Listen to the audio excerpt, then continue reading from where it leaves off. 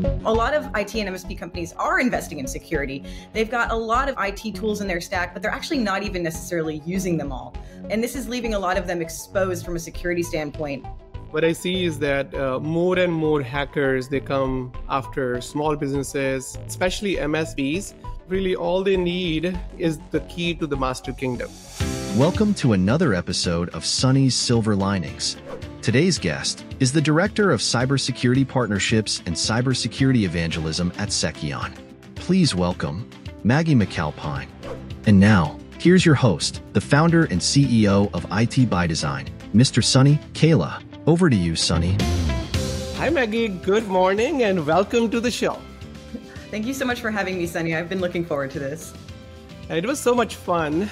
We got the introduction just kind of a couple of months ago, and then I was able to meet you and Chandra and the entire team there in Boston when I was dropping off my son. And then, now, in a very short period of time, I think this partnership, this collaboration, when you came to build it and added so much value to ITBD community, and there is already value creation happening with this collaboration. So thank you so much. Well, thank you for having us. And honestly, it's been just an absolute pleasure to work with you and your team. Appreciate that. Thank you. So, the topic today is very, very important. We need to continue to have that conversation around cybersecurity because it's changing so much. Why don't we start with you letting us know a little bit about yourself? So tell us about yourself. Sure. To your point about how much cybersecurity has changed, I got into the field in 2010. So that's 14 years ago. And I've seen just so much change in that amount of time. I've been in cybersecurity for about 14 years. I was in the startup cybersecurity world for a bit, some very, very small micro startups. You never would have heard of them. And then went from there to places like Cybereason and MITRE. I worked at the DEF CON voting village. I've done a lot of work pro bono in election security over the years, and recently ended up at Chandra Pandey's company, Hygiene, where we are providing, OTM security product tools for MSPs. And this has been a really fascinating world to join this sort of backbone of small and medium businesses and bringing cybersecurity from these, I've seen it at the smallest of businesses and the largest of businesses, and sort of bringing these, protections around the world, which is what Hygiene's trying to do, has been quite an honor and a privilege. Yeah, no, thank you. Appreciate that. And that's amazing background. Wow. This is, this is going to be fun today. So let's talk cybersecurity. So what do you see? I just want to start with, what do you see right now in the world that you would like the viewers to be aware of? So, that's such a broad question, but I will say that when I was at Cybereason a few years ago, we had put out a study, which I found was really interesting.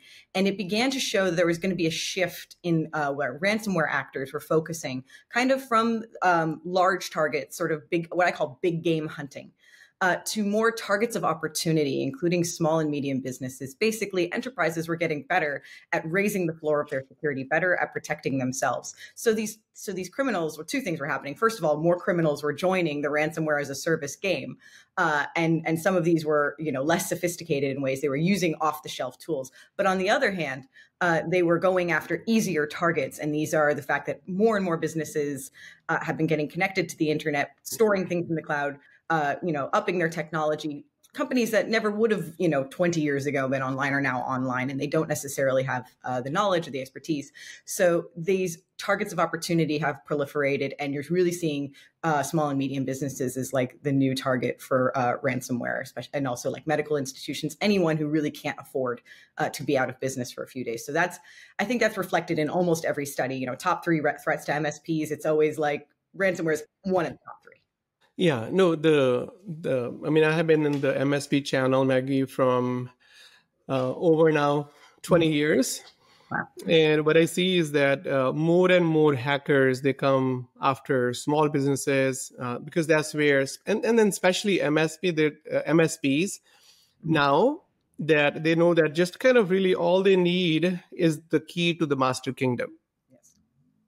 And they get the key to the MSP's RMM tool and then they have access to hundreds and thousands of clients that MSPs are managing. And what happened in the last few years with a lot of big companies in the MSP space getting attacked, or they were compromised, and that's where they got probably a lot more kind of what they are looking for, these bad actors.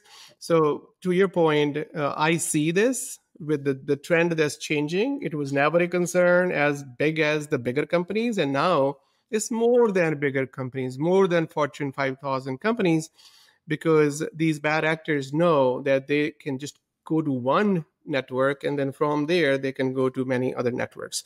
So the new high seas piracy that you talk about, the new high seas piracy. So talk to me about that. Well, that was a fun presentation to begin to put together. Its impetus began a few years ago with the Colonial Pipeline hack and the DarkSide gang putting out a statement that said, oh, we never meant to go after critical infrastructure. We're honest thieves. We just wanted to make money. And I thought, geez, that's so interesting that they would feel the need to make like a PR statement as a criminal group. And it also reminded me of, I'm a huge history buff. I always joke, I'm really fun at parties because I listen to history podcasts when I'm not working on cybersecurity. And I thought it was really interesting how similar it was to statements that pirates had put out, in the 1600s, 1700s, saying like, oh, no, we never meant to go after political targets. It was just an easy, monetary criminal target. And I thought, oh, this will be fun. I'll make a little comparison there in a presentation. And then I began to dig and dig and dig. And the more I dug in, the more similar these two types of crimes became. And I began to find academic presentations that kind of backed up this. So it started as just like a fun note to put in, to talk about ransomware with, but it became like actually sort of a passion project on my part, discovering how similar these two types of crime actually are. That is awesome. And then,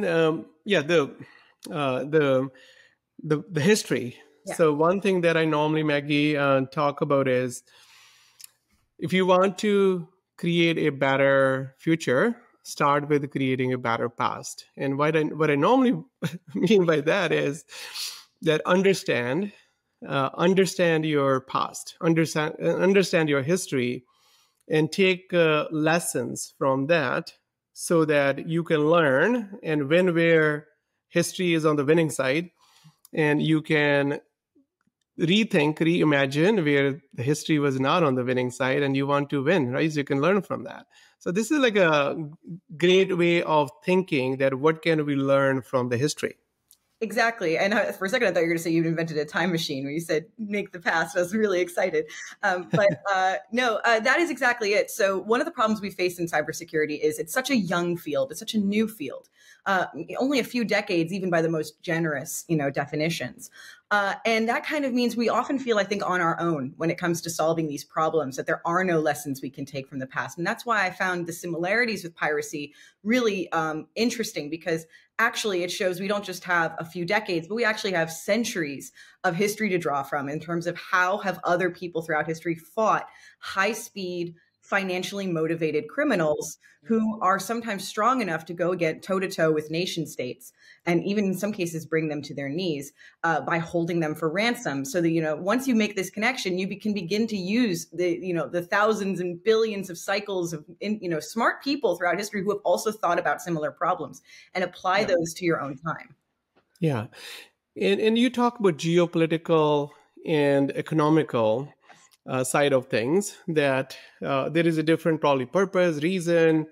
Could you talk to me about that? Like, what are the differences there you see, and how you think about this? Sure. I think, one of the reasons I became so fascinated with cybersecurity when I got first into the field was it's one of the few fields where it's something everybody needs increasingly. So, we're helping, little stores and gas stations and law offices, but also our conferences include NSA spies and CIA agents, and it's relevant to what we do and it's relevant to what we talk about. There's not a lot of fields that can say that. And I think that makes it not just, fulfilling to work in noble work that we do as defenders, but also just interesting to continue to expand your knowledge. So things like the Russian invasion of Ukraine is relevant to our day-to-day lives, because there are bad actors all around the world who see Western and international targets as fair game because of political reasons, and there's a lot of financial interests around the world that are relevant to who is attacking, who is extorting these businesses around the world for their own profit. Yeah, and we can talk about cybersecurity all day long.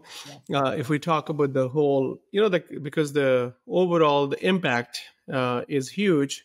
I would like to talk about more like on the private sector, and within that, more small, medium-sized businesses. Maggie, so when my next question is about like what companies can do, but what I mean by that is what can small businesses, technology solution providers can do, because small businesses normally they rely on a cybersecurity company. It could be MSP, it could be MSSP, managed security services companies. So what can especially MSPs learn from historical responses to piracy in terms of building more resilient defenses and adapting to this evolving threat? So many answers. I'm like brimming with answers for that. So I would say, just first of all, obviously, making sure you have those cybersecurity defenses and you're practicing cybersecurity hygiene on even the most basic level is always important. Always make it a little harder on attackers, by raising that floor, have that multi-factor authentication, do the usual stuff you're going to hear at every cybersecurity talk, which is, patching and, cyber hygiene and things like that. But I think, and that's not a unique thing I can say. Obviously, I'm going to say have products like Cybersecurity and, use, the best vendors out there. But to protect yourself and stay ahead of it, of course, because it's better to, never get hit by ransomware than to be reacting to it. But just to the somewhat unique point around the piracy, I think it's interesting as an example, just because, for example, the rise of insurance as we know it was around things like piracy attacks back in the day was one of the major contributors. And that ties into modern cyber insurance today. And also the real relevance is, what's really interesting to me is like this long, this historical buff is we're kind of back to a time where we're almost early modern. And by that, I mean, if anything were to happen in the land and sea and air around the United States, you could be reasonably assured that there is a government agency or military that could protect you, like that nobody's going to, sail a pirate ship up to Charleston Harbor today and shut down the whole city again, because we are, mature and dominant in that field as a nation. But that's not true online. The United States can't just, show up with the cavalry and make these problems go away in cyberspace. And in that respect, the cyber realm is almost back to the 1600s in terms of nation states are sometimes held hostage by small groups. Like, for example, Costa Rica was shut down by a ransomware group, the entire country. A couple of years ago. And in that, you don't really see these parallels are so unique that we're sort of back to this early modern stage of the cavalry isn't necessarily coming. It really is up to private organizations, insurance agencies, putting more cannons on your ship so that you dissuade pirates from trying to board you. It really is back to almost this, small organization level of protecting yourself and your industries. Yeah. So talking about MSPs, Maggie, managed service providers, people that don't know MSPs, is IT companies as small, medium-sized businesses. They are the IT solution providers for these companies. And I mean, that's what we do at IT by Design. We serve this market of MSPs as the MSP.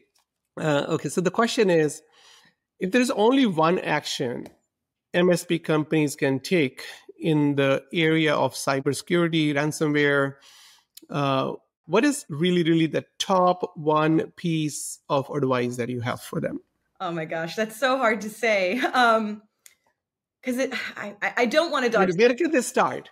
I don't know where to, because it depends on your sophistication. A big enterprise is going to need different advice than somebody who's just getting started. But I will say,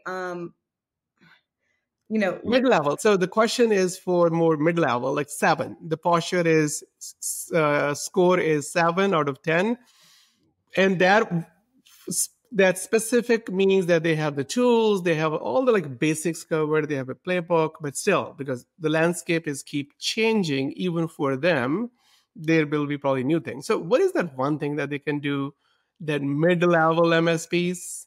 Sure. I think one interesting problem we're seeing, that to address your point, is that a lot of IT and MSP companies are investing in are investing in security. They've got a lot of security, IT tools in their stack, but they're actually not even necessarily using them all. And this is leaving a lot of them exposed from a security standpoint, and putting their customers at risk, because either they're not implementing these tools they're getting, or they're throwing them into their stack and they're just sort of letting them languish, these sort of like $1 a seat sort of, cheaper, things, which end up being more costly because they don't get used or because they don't get implemented correctly. Be aware of what you're not using, and make sure you're implementing it correctly if you bring it on. These free. I know I hope that falls under one. Yeah, no, that's a great advice. I see it. I call, normally refer to this as tool noise in the channel, and there are just too many tools, little, like small different functions that they serve. And MSPs normally complain about like too many tools are doing one thing called security. How can they consolidate? So I think you are on point in terms of that's where you start. Reduce that noise, find the tool of your choice, but it kind of really serves many different areas of cybersecurity that is comprehensive, is one source of truth, one source to manage. And there's so many great things that can come out of that thought. Now, the last question I have is, how can people find you? How can people reach out to you? And can you talk to us a little bit about the problem that you're solving for MSPs? So yeah, I'm with Secchion, as we mentioned, and is probably plastered all around the video. We have a brand new website that we're very proud of, so you can always come to www.secchion.com. That's SECEON, of course. And we have a contact form on there. Where to get a demo, where to get all of that is very prominently displayed. So that's a quick way to just get the company. To get me, please reach out on LinkedIn. Feel free to reach out on social media. I love to help people in the cybersecurity field. Education, mentorship. Those are the things I love to do. Just as an industry professional on my spare, in my own time. As for Secchion, I think that we are a cybersecurity product for MSPs that want to become MSSPs, not leave that possible cybersecurity money on the table by by outsourcing it.